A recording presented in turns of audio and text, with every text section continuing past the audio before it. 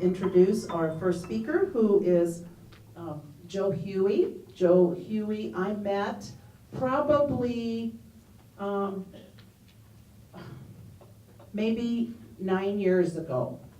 I met her at a conference, and I thought, wow, I really like this lady. I want her in Sheridan. So the following year, which is 8 years ago, she came to Sheridan. Some of you have said, oh, I remember she was here and you were here. Some of you were here or there at that conference.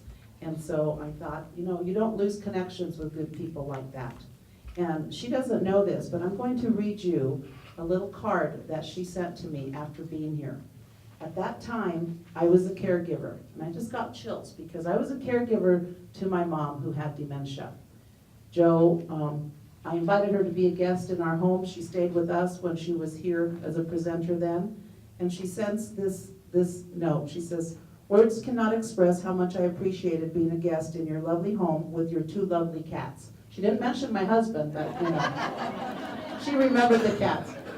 Then she says, thank you so much for the opportunity to see the center, sell my books, present at your conference, and most of all, to meet your parents, Stella.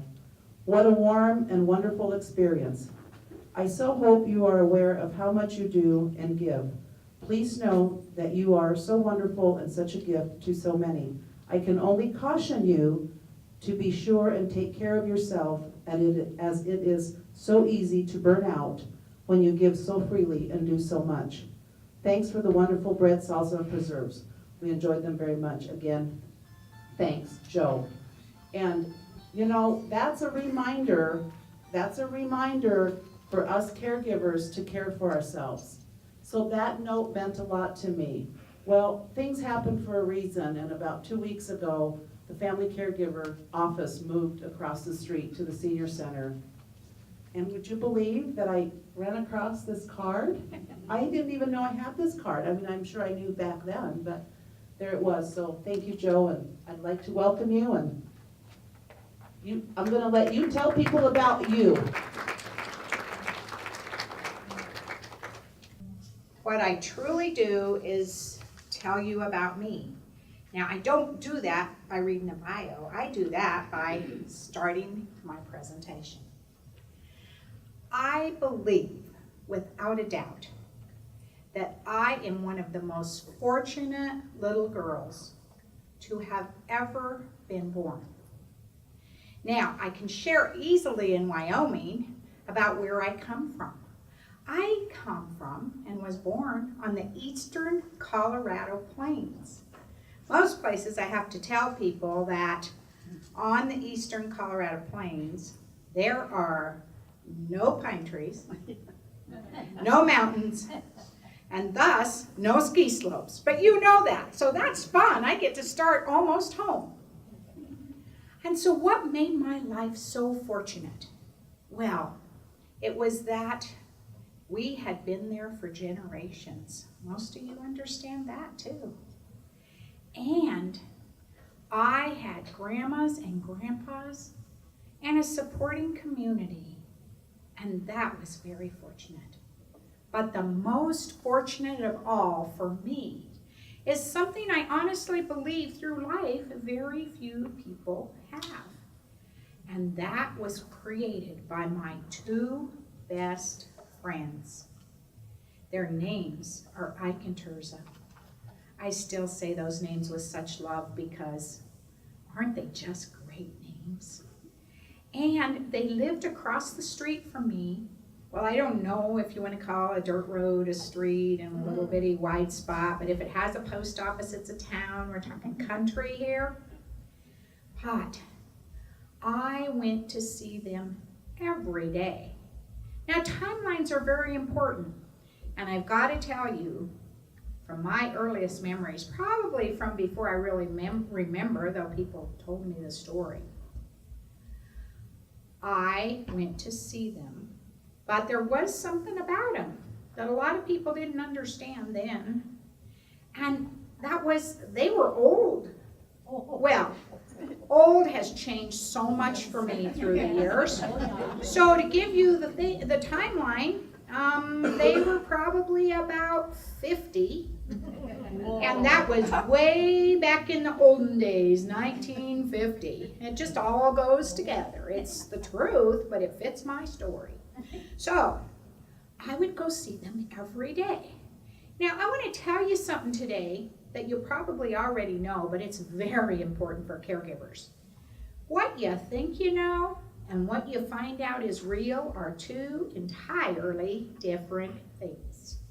So, even then, you might say or think, why would an old couple want some little toddler, which I was when I first went there every day, to visit every day? Well, I know what you don't know. They wanted me to come visit every day, and you know how I know that? The same way you know things in caregiving, the proof of what happens. Ike built a little wooden box, and he painted it red because red is my favorite color. And he put it outside their white picket fence that was outside their little bitty house. And I would climb up on that box and reach way, way, way over and unhook that latch and swing it out and jump down and run up to the door and bang on it, and I'd say, "Hi, it's me. I came to help. Do you have any cookies?" Oh, and cookies they had. Now, I want to keep this word help in your forefront. Stella already started it for me. I did not pay her to do that, but help is my key word. If you look at that book you've got, what does it say on there? Help and hope. Those are the keys. I'm going to say them over and over because you need to have the keys. So, I just helped eat the cookies in the beginning, and sometimes that's a help, because the other thing that made my life so wonderful, that still affects everything I do today, is they thought I was perfect. And I knew they were both perfect too. And that creates fortune for anyone. It's how we feel and how we make each other feel that is so important. And one of the most important parts of that is through helping. So I went to see them every day, and yes, we ate cookies. And they taught me some of the biggest things and most important things in life. Would you like me to share one of them with you? When you're really big, you can drink your coffee black. Well, I was really big by the time I was in 3rd grade. And if some of you don't remember when 3rd grade was, well, you're about 8. Well, something happened in Ike and Terza's life. Go back to that timeline. So if we went from 50 to 8, they were probably about 58, and I said I was 8. And what happened in their lives, I certainly didn't understand then and didn't understand for a long time, but Ike lost his job. Now, for a child as big as I was, that meant one thing for me, because for children, sometimes even for adults, it's all about them, and that was all about me. So what that meant to me was I no longer had to wait till Ike got home from work to go visit Ike and Terza, but I could go right after school. And I believe that I did help them just by showing up every day. And life went on, and what happens to children happened to me too. I grew up. And I became a teenager, and you know all about teenagers, but I want you to know, even as a busy teenager, I still went to see him every day. You know why? Oh, because where else can you go, especially as a teenager, where you're perfect? No criticism, no what you're supposed to do, none of that stuff. No, they were happy to see me, and I could go on a diet if I wanted to, though I don't think we focused on it as much those days. The healthiness, cookies and coffee were pretty important too. And then I did something that my grandpa, and I don't have to talk to you about country talk here because I know some of you might know about it. My grandpa said I did what every young woman was supposed to do. I found a nice young feller that was willing to marry me. And I married that nice young feller, and we went off to a college town. So Fort Collins well, it's down a mighty long road that I drove yesterday, but it's down the road from here, you know it. And he went to college. Well, I guess I couldn't go see Ike and Terza every day from college. So you know it's still the olden days because we did this olden day thing. Terza and I wrote letters. And I would be so excited to get a letter, and I would read that letter and hang on to it, and then I'd write a letter right back. Now I want to tell you something about Terza. Terza would never have in a million years thought of herself as a caregiver. She was not a caregiver. She was a wife and a homemaker, and she took great pride in her job. Now, Ike required a lot of care. If you just do a little of the math, you can think by the time I got old enough to marry a feller and go off to college, Ike had lost his job when I was 8. Well, you know, we've got at least 10 years on there. But Terza never thought of herself as a caregiver, and Terza wouldn't have complained. She wouldn't have complained about anything in her life because that's just not how country women were. And her letters took on a little different tone, because sometimes you can write things, and that's a key for how you deal with things sometime as well. You can write things that you would never say. And so she started writing me things that were kind of distressful to me. She said, "Joe, something really is wrong with Ike." I said, well, what do you think it is? Did you take him to the doctor? Do you mean he's sick? She's like, well, yeah, I took him to the doctor, and the doctor said that he probably had hardening of the arteries. And I said, well, what do we do about that? Well, you take the salt away. And I said, well, did you try that? She said, yeah, I took the salt away, and Ike told me to put the salt right back on the table, and that was the end of that. So she said, and the doctor said he was just old. Well, I had something to write back about that. I said, well, Terza, it just so happened, and it's the truth, Ike and Terza were born the same month of the same year. And I said, well, if Ike's just old, you're just as old. And so why aren't you having whatever the trouble is? She still hadn't really told me too much about the trouble. And then she said, well, the other day Ike threw rocks at the children across the street. Ha! Well, I knew those children. They moved into the house that we used to live in, and those children had never been taught a thing. And so I told her that if Ike threw rocks at them, they probably deserved it. And she said, but Joe, you know Ike would never throw rocks at a child. You know how much he's always loved you.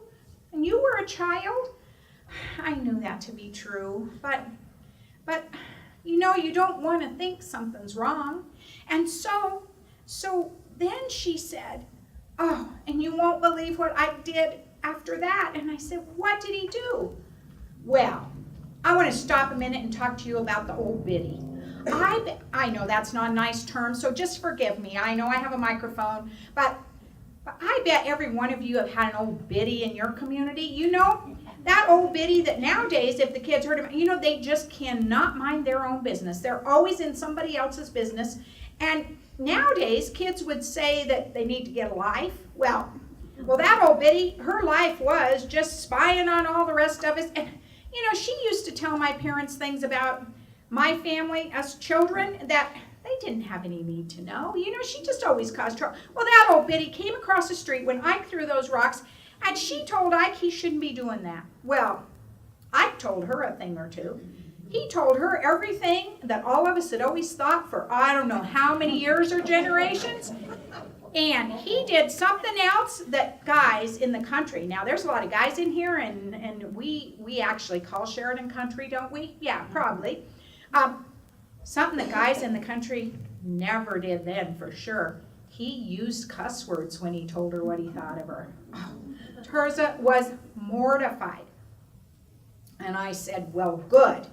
It's about time somebody cussed that old biddy out. I know that's not nice too, but I meant it. So anyway, then she sent me the saddest letter of all. She said, I don't think I'm going to be able to go play bridge anymore. Now, Terza did very little for herself, but the one thing that she absolutely loved was her once a month afternoon bridge and her once a month evening bridge. I know a little bit about country people, and I bet there's some of you that love your bridge just as much as she did. However, she said, I can't go, and I said, well, why? She said, well, last night when I went to my evening bridge party, I left a big note on the door, and I put the phone number, and I put the name of who would be answering the phone, and I put what time I was going to be back, and I guess I just didn't see it because when I got home, he was gone. We even had to call the sheriff's department, which was 12 miles away in a bigger town. And they came out and they found him, and he was only about 3 blocks from the house, but he had fallen in a borrow pit, you know that term, and he was just lying there. Well, it was August, so it was okay. But you already know that what comes after August is winter. And if it had been November, he could have died. And so she was right. She couldn't leave him alone anymore. I had the only news I could have that was good after that made my heart so sad. I said, Terza, Scott just graduated from college this very semester, August. We are coming home. I can help. And help I could. So we came home, and I have to tell you the truth. In those 2 years, he had gone to junior college, so we were only gone 2 years. But in those 2 years, I really hadn't seen Ike and Terza, and I hadn't seen them because I had that big family. Now, it was wonderful, but in case you don't know, big families really own you, especially if you've had children and you come home only for the holidays if you have school and work schedules. And so I certainly couldn't go see that old couple, whatever they were doing, being my friends when I had my own family. Now, could I? But the same good thing about those families, they're happy to watch your cute little children when you come home. And so on Saturday morning, I could take them to somebody to watch them, and I went straight to Ike and Terza's. And the first day that I got there, I went running in. I was so excited to see him, and Ike gave me a big hug, and oh my goodness, his clothes were stiff as a board, and I hate to say it about Ike today, but he smelled some kind of awful. And I'm looking over his shoulder, and I said to Terza, I said, what's going on? Well, Ike went outside, which Ike was prone to doing. You probably know what he went outside for. I'm not going to get into all that. But anyway, I said, what is going on with Ike? And she said, oh, Joe, I didn't want to write this in a letter. We struggle with this all the time. She said, I keep telling him he needs to take a bath, and he keeps telling me he already took one, and I put out clean clothes for him, and I don't even know what he does with them. I guess he puts them back in the closet, but we just go round and round and round about this, and I don't know what I'm going to do. Well, now I knew that not only did I need to help, but we needed to do something about this right away. I mean, I don't want Ike smelling like that. So I thought, well, you know, it doesn't take a lot of thought, and it wasn't an area that I was trained in for sure, but I did have children, and, you know, I thought, well, we just got to come up with something that's going to work. So you go to the favorite things. Now, I'm telling you that it's really important, if you want to get anybody to do anything, to know what the favorite things are.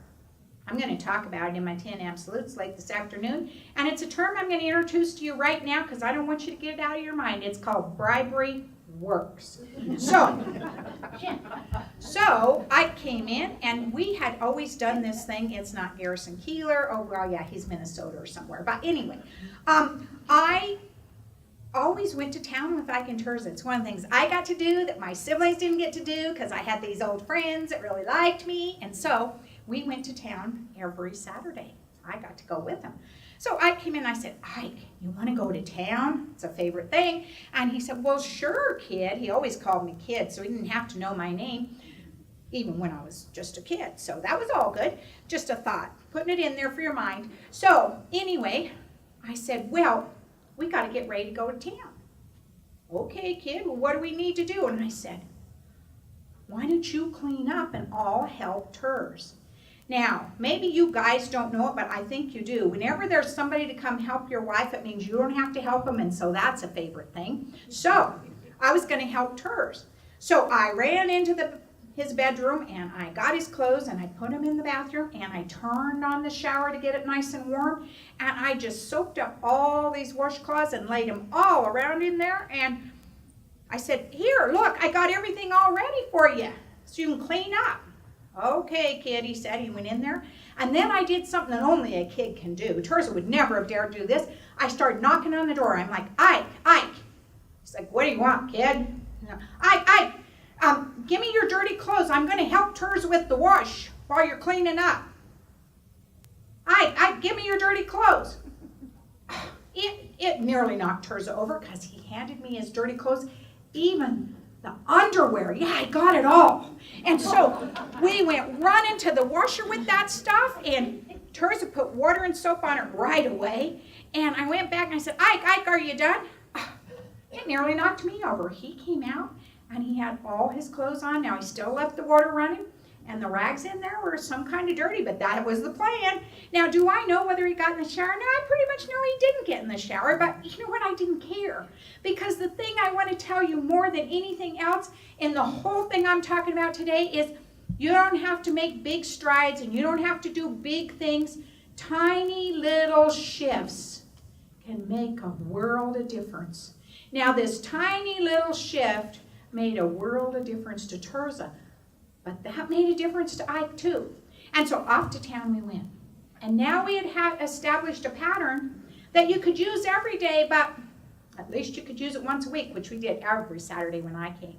And you know what else we did? One of the most important things that we all forget about. We had fun doing our favorite things. And that's what you got to keep in mind. So we went off to town. We come back, and I know you already guessed it. When we came back, we had cookies and coffee. Well, we were about done having our cookies and our coffee, and all of a sudden I saw something happening that I had never seen happen with Ike and Teresa before. She jumped up, and she looked so angry, and she was not an angry person. And he had already stood up, and she said, don't you dare do that in front of our company. Oh.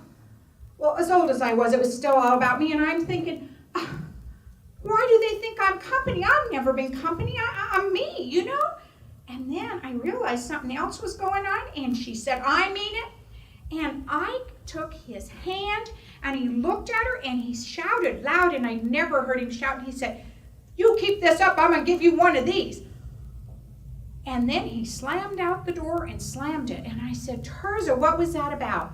Well, this is something else. I have to tell this in a lot of places. I don't think I have to tell you guys this, but I, like many country guys did then, chewed tobacco. Now, I'm not even going to give you the tobacco lesson. I have to give some people somewhere because I just think you know what chewing tobacco means. So, what that meant was when you chew tobacco, you, of course, don't swallow it. Well, he had gone to standing up on this side of her kitchen table in her little bit of kitchen, the sink right over there.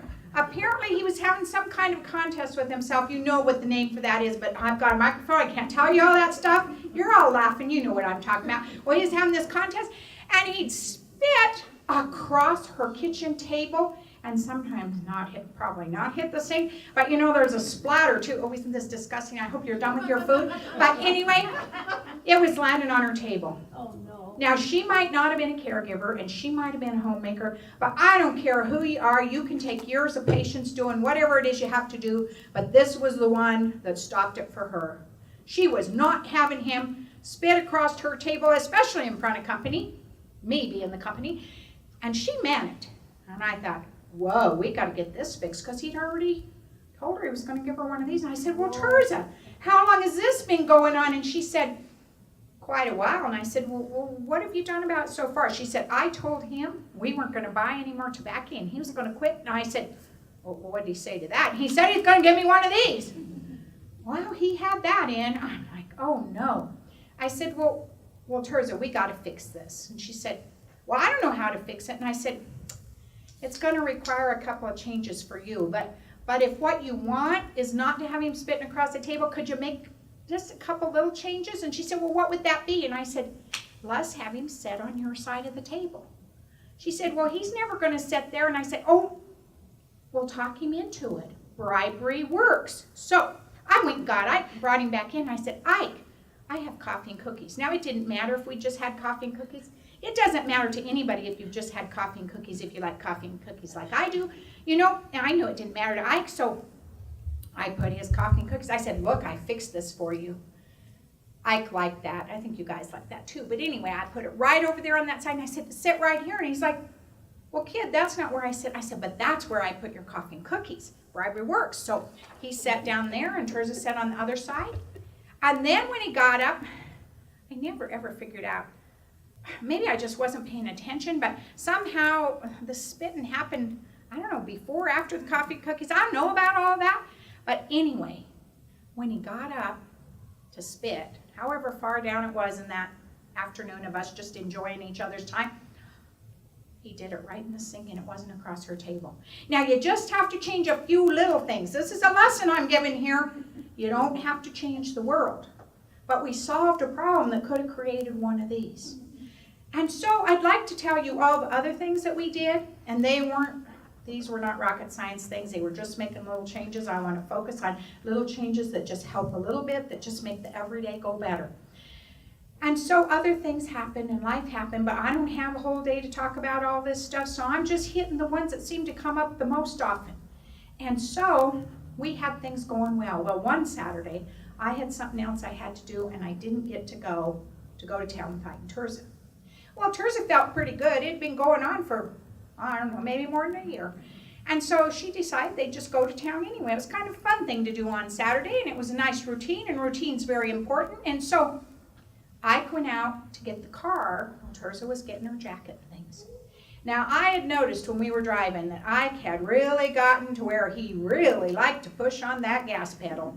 And he kind of figured everybody else that drove didn't drive right. So he'd call them a few names and things. But he kept them clean, Applehead and Boxcart and all that stuff.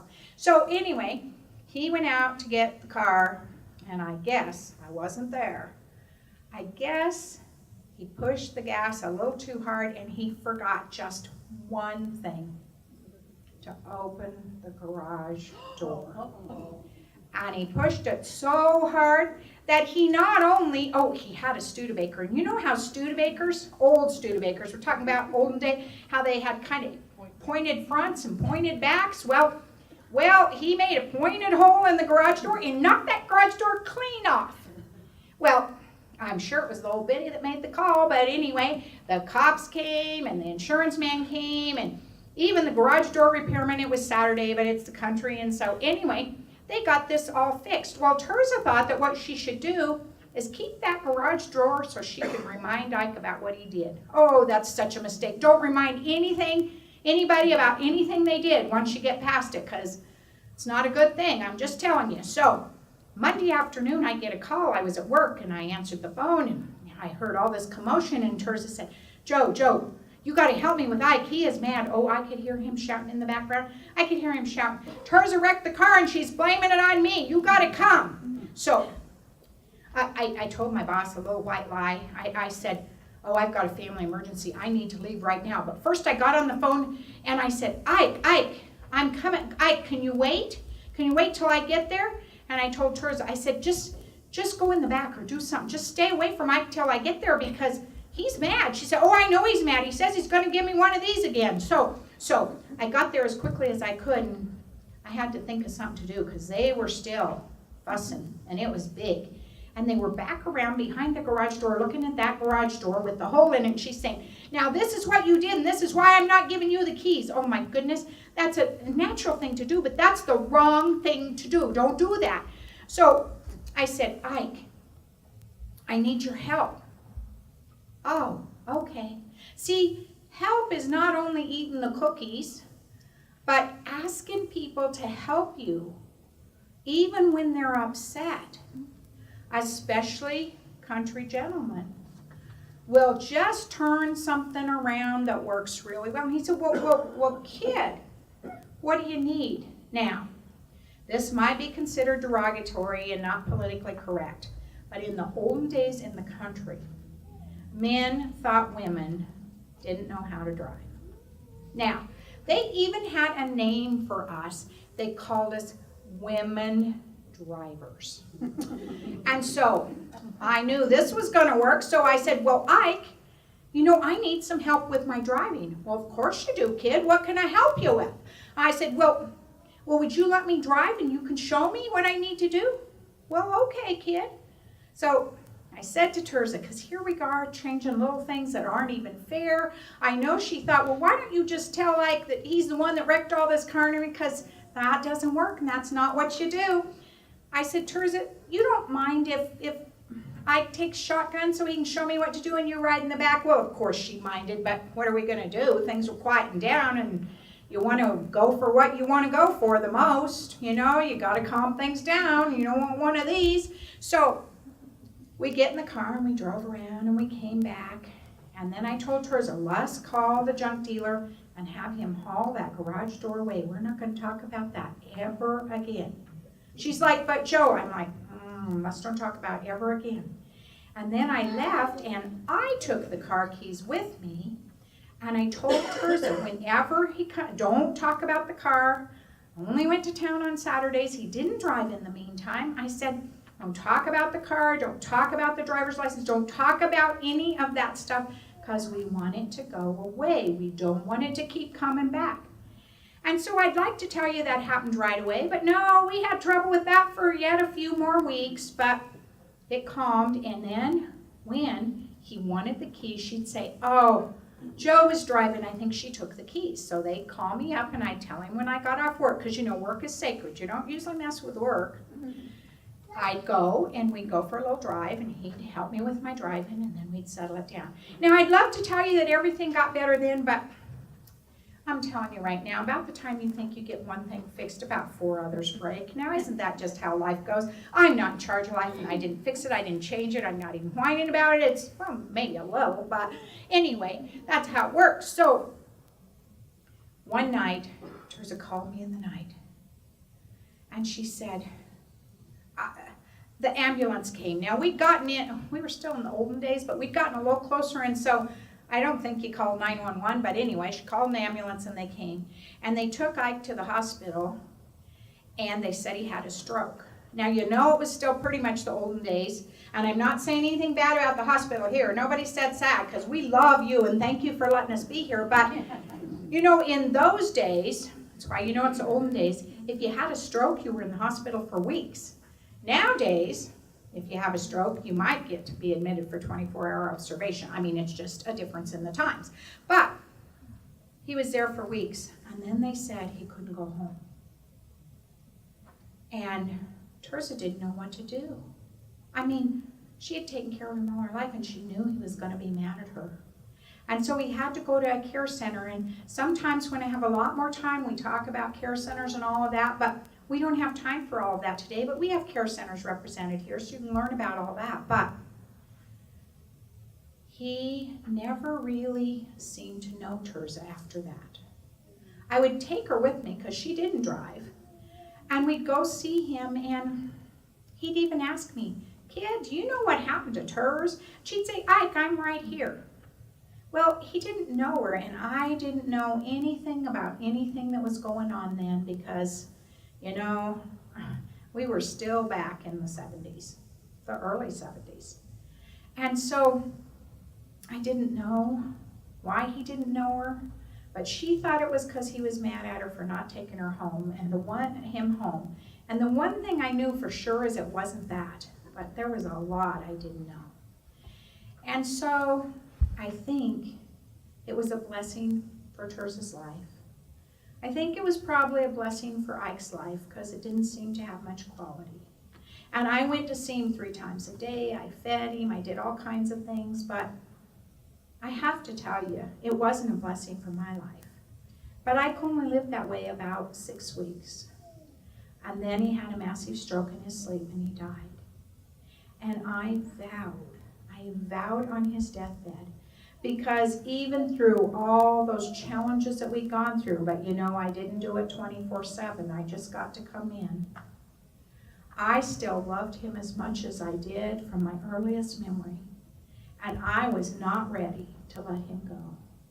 But what I did know, and what I vowed on my deathbed, is I needed to find out what had happened to Ike.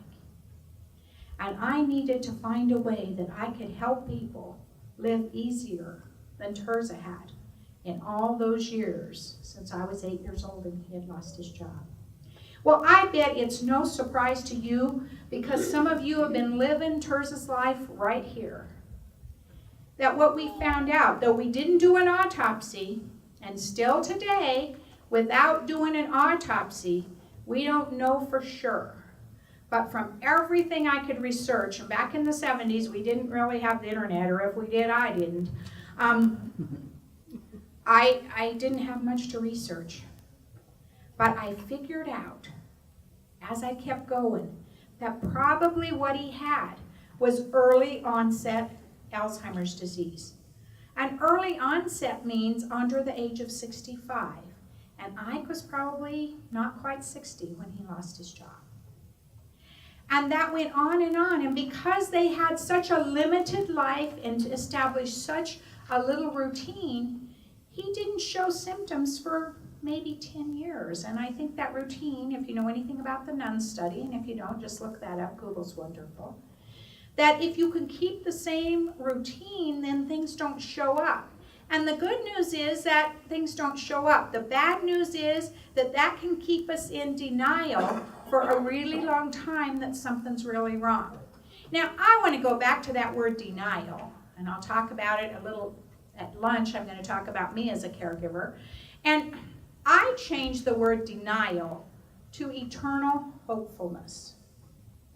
Because we all believe when we're dealing with something like Alzheimer's or a related disorder, and I've already said that word, is every one of us is going to have eternal hopefulness. When we finally get to sleep at night, or when we're getting that little patch of sleep at night, we hope that when we wake up, that whatever this is that has changed our lives, like Ike and Terza's life got changed, that when we wake up in the morning, it's going to be gone, that everything's fine, and that's why I call it eternal hopefulness. But that's not really how it is, and we already know it. Now, I said you need an autopsy to find out, and we didn't have an autopsy on Ike, so I'll never know for sure. But, you know, you can't put a sign out that says, have one thing, can't get another. What we do know for sure, that as Ike went along, he did have strokes, because we did find that out for sure. So even if he didn't have early onset Alzheimer's, he sure had strokes, which meant he could have had vascular dementia. And so here we go with that word dementia. One of the questions that I get asked the most as I've gone across the country in the last 20 years educating people is, what is the difference between Alzheimer's and dementia? Well, maybe you're already educated because you do a lot of education here. But the fact is, there is no difference.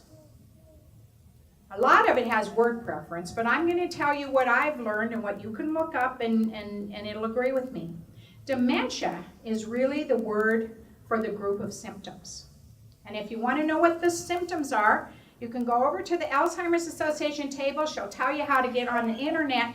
And the symptoms are the 10 most common things. But the important thing to understand is that the symptoms are a group of things. The word for it's dementia. And what's causing those symptoms?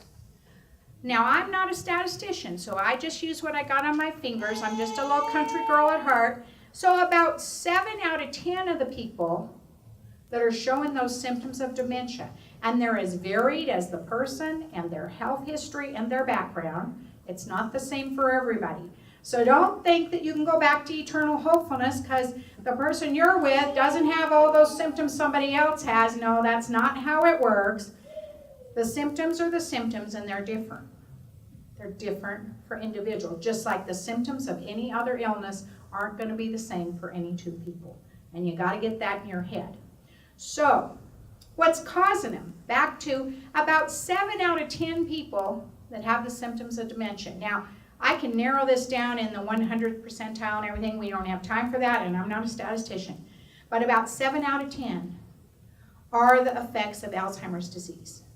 About 3 out of 10 is something that has to do with the circulatory system. Now, we used to just say strokes. TIAs, the little strokes, CVAs, the big strokes. But we also know, and back to even that doctor that said Ike had hardening of the arteries, we know all the Plavix and all those commercials on TV that are really ads. We know, and they've even added high blood pressure and diabetes to the things that are causing. Circulatory things can cause those symptoms of dementia. So if I have about 7 and about 10, you don't have to be a mathematician or a statistician to know that I have a little less than 1 left because of my 2 abouts. And so a little less than 1 out of 10 people that you're dealing with, what's causing those symptoms of dementia can be another disease process, or it can be a lifestyle thing, or it can be head injury. And that's going to be less than 1. So what are some of those diseases? Well, you hear about Parkinson's with dementia features, but not everyone with Parkinson's has them. Multiple sclerosis can do that. You can do other ones, you know, HIV, AIDS, we don't like to talk about that, but that could do it. Renal insufficiency, people that are on dialysis can do it. There are other things that can do it that are disease processes that can cause the symptoms of dementia. Now, in addition to that, I said lifestyle. So, there's enough people that are from the olden days like I am in here. I can see some gray hair. So, you know, in the early days of drugs, there were people who took so many drugs that they stoned themselves out, and we call them stoners. If you haven't heard what that means, then ask somebody with gray hair and they probably know. And we all know that there's alcohol, and so not everybody that drinks, not everybody that did drugs, but it can be lifestyle things. If your body manages things differently, just like not everybody that eats sweets gets diabetes, but you know, if you drank too much, there were people who just pickled their brain. That was the term we used for it. There's a medical term for it, Korsakoff's, and so that's a lifestyle change.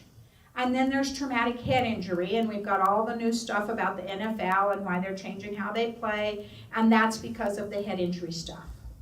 So what's important for you to know, if you don't like the word Alzheimer's, there's related disorders, we talk about that. You can call it a little memory impairment. Use whatever term makes you feel better, but this is what you need to know as educators and caregivers. Regardless of what we're calling it or what those symptoms of dementia, what's causing those symptoms of dementia, it is a degenerative, regressive brain disease. Now, in what I call brain biology by Joe, or just plain English, that means that they're having abnormal brain cell death. And that's why something was happening to Ike that wasn't happening to Terza, though their brains were the same age, because he had some kind of a disease process that was affecting his brain and causing abnormal brain cell death. Now, people aren't doing abnormal brain cell death on purpose or just because they're mad at you. But we all have personalities, and so whatever our personality is, when you've got some kind of an illness that's causing something, it's gonna, as the term says, exacerbate or make worse those things that you already did. And so, it's important for you to understand that even if it changes from day to day, I want you to think about any other illness you have.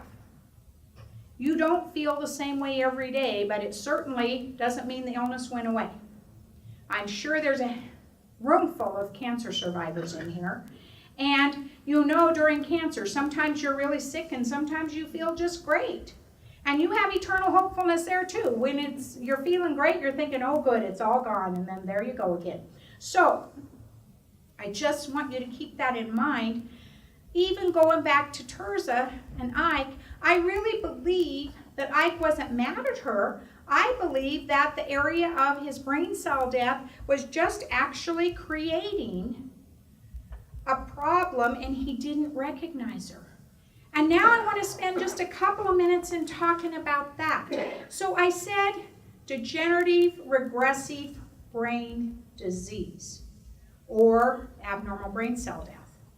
Well, it not only happens in a person with their brain, it's degenerating, but I said the word regressive, which means in reverse order. So I want you to think if this sounds familiar. So somebody that you may know, or the reason that you're here, or you want to talk to somebody or help somebody with it, they can remember things from the past really well. And we say something like, well, they seem to remember their high school reunion, but they have absolutely no idea whether they ate breakfast this morning. Well, see, that describes that regressive brain thing. You see, the past stays, and you can recall from the past. But the stuff that's the most recent doesn't stick, or if it sticks, it does it just to annoy us. Now, I want to stop for just a minute. You know, isn't that how life works? So they can't remember whether they ate breakfast, but they can sure remember that you said you're going to the doctor. And they want to know when they're going to the doctor because they're not going to the doctor. And they want, you know, when do you think that is? Well, I'm not going to the doctor. And they can remember that like a scratch on a record. Or they can remember that if they were looking for somebody that died, which we're going to talk about with our 10 absolutes in the afternoon session, so stay around for that, that tells you what to do with the things you don't know what to do with. I'm going to give you some good tips for that. But, you know, they can remember that you're the one that told them, though they might not remember where you fit in their life. But let's go back to a few more things in Brain Biology by Joe, because I only have a few more minutes, and then I have to give you your promised break. So, there's a few other things going on. So, I like to talk about things, and all the things I'm going to talk about today, I'm not asking you to take notes. I give you little stories, because sometimes you can remember a story better than you can remember the notes. That's just human nature, you know. You might think I can Terza and you won't necessarily. Well, or if you take notes, and I bet some of you are taking notes. Well, I'm going to share with you how I handle my note taking. I take notes, and then I take them home, and I put them somewhere. I don't know. I have stacks of paper all over. And if you got into a situation as a caregiver, now this might actually help, and I'll talk why it might in the afternoon, but you can't hardly say, stop, wait a minute, I gotta go find my notes and see what that last lecturer said to do about this. Well, if you could, and if you did, and if you found your notes, I want to tell you about my notes. My notes don't make a bit of sense to me. I'll think, well, I wonder why I wrote that down and what I was thinking of at the time. And you know, sometimes my notes even have grocery list in them. I don't know about you, but that's just how I take notes. I am the most distracted person alive. So, I don't want you to take notes. I want to leave you with a few things in your brain so that when you walk away today, not unlike what I have stressed over and over and over with Ike and Terza, you can make just a few little shifts. And if that makes your life better, I'm talking about the caregiver now, yes I am. If that makes your life better, I will guarantee you that it makes the person for whom you're providing care's life better. And that's what I'm here about. Because I figured out a long time ago that all I could really do was make a few little shifts and a few little changes. And if you did that, and I didn't know how important that was, as I was the big specialist, until I started taking care of my own mom. And then I realized how much I didn't know. And so I don't think that was a blessing for my mom, and it didn't feel like a blessing for me, but I think maybe it's been a blessing as I've been able to share information with other people, because it taught me the difference in hands-on and telling other people what to do. Though I'd always been a hands-on caregiver in my work, it's way, way, way different when it's your own. But I want to go back to brain biology a little bit more. So I call it brain biology, not because it's inaccurate, but because I want you to remember a few little things. So I give you things that you can't get out of your brain, and I'm doing it intentionally. You heard me say that word help. Oh, you need help. Now, if you don't know that you need help, I'm going to tell you why and how to get it later this afternoon, but I'm bringing it up because I'm planting that in your brain. The next thing is that I want you to understand a little bit more about what's going on in their brains. Because if you can understand what's happening in this disease process, it makes you find it much easier to get mad at the disease rather than the person who's experiencing it. And this disease, more than any other, because it shows itself in behaviors that make our lives so difficult. Think back to Ike and Terza. That's why I give that story. That you just focus on what's happening instead of looking at it from what's happening on their side. Not because you're bad caregivers. Oh, you are saints because you do what you do. And just take a minute and pat yourself on the back for all that you do, please. And be good to yourself and be kinder to yourself, because that's the first step. But understand what's going on in their brain. So the way I teach you to do that is I'm telling you that we all have a gizmo in our brains. You didn't know you had a gizmo till today? Well, you're not going to be able to get that out of your head. I'm doing it on purpose, and I hope it works. So we all have gizmos in our brain. And the gizmo in our brain is supposed to go out and gather up information. Now, we talk about Alzheimer's and the lost memories and the sad journey and the forgetting, and they don't know anything and they don't know anybody. And I am not one to minimize the devastation of this disease or any other. I am not minimizing devastation. What I am talking about is how we get through the days from here to there so that we can have fun and enjoy. And so that gizmo in your brain is something that I just want you to think about, but listen to the other people that are coming after me, because we're going to do a little more brain biology by Joe just at the beginning, not my lunch session. My lunch session is going to be the confessions of the caregiver. There actually is a tape out like that. It's a good one to listen to. It's not mine. But I'm going to tell you where I got Don't Leave Mom Home with the Dog from my very own mama. We're going to talk about that at lunch. And then in the afternoon, I'm going to do a little more brain biology by Joe, and we're going to talk about the 10 absolutes to give you some more tools to use. And then you're going to go home and try one of them and even send me an email and tell me what doesn't work, and I'll help you come up with a new idea. If you don't use email, just call Stella. She didn't have anything else to do anyway. So there I am. Well, she's standing over there saying I have to quit, so I have to quit. So that's why I got even with her. So there you go. All right, my time is up for this morning. I'll see you again at lunchtime. I'll see you again this afternoon. Thank you.